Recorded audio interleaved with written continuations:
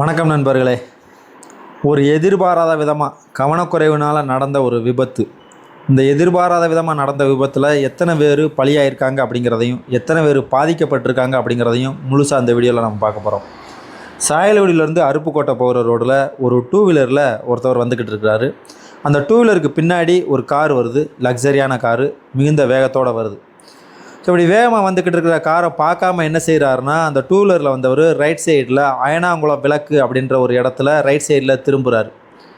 So திடீர்னு ஒரு two wheeler ஊடால cross ஆகுதே அப்படின்னு சொல்லிட்டு அந்த டூ வீலரில் வந்தவரை காப்பாற்றணும் அப்படிங்கிற ஒரு நோக்கத்தில் என்ன செய்கிறாருன்னா, அந்த காரில் வந்தவர் ரைட்டில் கட் பண்ணுறாரு. ஆனாலும் முடியாத எதிர்பாராத விதமாக அந்த டூ வீலர் மேலேயும் அந்த கார் மோதிடுது. மோதி அந்த டூ வீலரில் வந்தவர் லெஃப்ட் சைடில் விழுந்துடுறாரு. விழுந்ததுக்கப்புறமா சென்ட்ரு மீடியேட்டரில் ஏறி ரைட் சைடில் கிராஸ் ஆகுது இந்த லக்ஸரியான காரு. இப்படி கிராஸ் ஆன போது ஆப்போசிட்டில் ஒருத்தவங்க தும்புசினம்பட்டி, நம்மளுடைய ரெட்டியப்பட்டி பக்கத்தில் இருக்கிற தும்புசினம்பட்டி கிராமத்திலேருந்து ஒட்டுமொத்தமாக குடும்பத்தோட சாமி கும்பிட்டுட்டு போய்கிட்டு இருக்கிறாங்க. ஸோ அப்படி போய்கிட்டு இருக்கவங்க மேலே இந்த கார் மோதிடுது. மோதின காரணத்தினால அந்த காரில் வந்தவங்க அப்பா மகன், அதாவது அந்த தும்புசினம்பட்டி கிராமத்திலேருந்து சாமி கும்பிட்டுட்டு எந்த ஒரு தவறும் செய்யாமல் மெதுவாக கவனமாக வந்துக்கிட்டு இருப்பாங்க பார்த்தீங்களா, அவங்க மேலே மோதிடுது.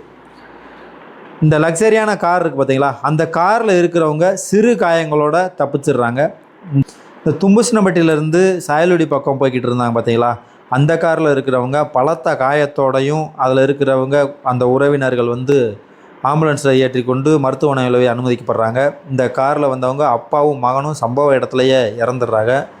இந்த கார் அப்பளம் போல் நொறுங்கிருச்சு. அதனால் உள்ளே இருக்கிறவங்களையே ஜேசிபி வச்சு தான் அதை வெளியில் எடுக்க முடிஞ்சிச்சு. ஸோ அந்தளவுக்கு பலமான ஒரு அடியாயிருச்சு. இதில் என்ன தெரியுதுன்னா, ஒரே ஒருத்தவர் டூ வீலரில் வந்தவர் கவனக்குறைவுனால் இந்த சாயல்குடியிலேருந்து வந்தவங்க அவங்களும் சிறு காயங்களோடு ஆஸ்பத்திரியில் போய் அனுமதிக்கப்பட்டிருக்காங்க. அவங்களுடைய வாகனங்களும் சேதமாயிருச்சு அதிகமாக. எந்த ஒரு தவறும் செய்யாமல் மிகுந்த கவனத்தோடையும் மெதுவாகவும், குறிப்பிட்டு சொல்லணும்னா மெதுவாக தான் வந்திருக்கிறாங்க. ஏன்னா பக்கத்தில் இருக்க கிராமம்தான், அவங்களாம் வேகமாக போகணுங்கிற அவசியமே இல்லை, மெதுவாக தான் வந்திருக்கிறாங்க. ஸோ ஆப்போசிட்டில் வந்தவங்க மேலே இந்த கார் மோதினதுனால அவங்க எந்த ஒரு தவறும் செய்யாதவங்க 2 பேர் இன்றைக்கி இறந்துருக்காங்க.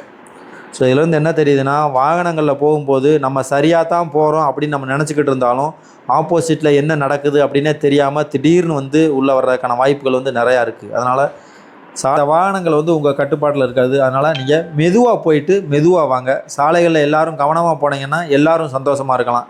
யாரோ ஒருத்தவர் செஞ்ச தப்புக்கு இன்றைக்கி 2 உசுரும் போச்சு. பல்வேறு மக்கள் இன்றைக்கி ஹாஸ்பிட்டலில் இருக்கிறாங்க.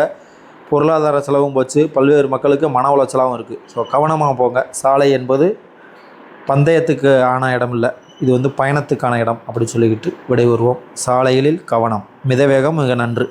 நன்றி, வணக்கம்.